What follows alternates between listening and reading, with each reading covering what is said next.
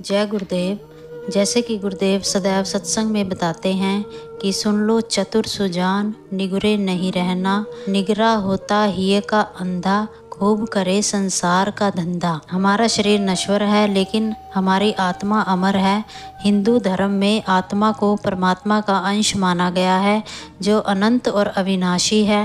भगवत गीता में श्री कृष्ण कहते हैं कि आत्मा को न तो आग जला सकती है, न पानी भिगो सकता है, न हवा सुखा सकती है और न ही कोई हथियार काट सकता है। शरीर केवल एक वस्त्र के समान है जिसे आत्मा समय समय पर बदलती है। और गुरुदेव सदैव बताते हैं कि हमें इस नश्वर शरीर के मोह से ऊपर उठकर आत्मा के वास्तविक स्वरूप को पहचानना चाहिए और परमात्मा से जुड़ने का प्रयास करना चाहिए। सच्ची भक्ति और आध्यात्मिक ज्ञान के माध्यम से हम इस लक्ष्य को प्राप्त कर सकते हैं। हिंदी साहित्य और धार्मिक ग्रंथों में इस विषय पर अनेक कहानियाँ और शिक्षाएं मिलती हैं जो आत्मा की अमरता और परमात्मा की महिमा को दर्शाती है। संत कबीर दास ने अपने दोहों में शरीर की नश्वरता और आत्मा की शाश्वतता पर बल दिया है। वे कहते हैं कि ये संसार सेमल के फूल के समान क्षणभंगुर है और हमें झूठे आकर्षण में नहीं फंसना।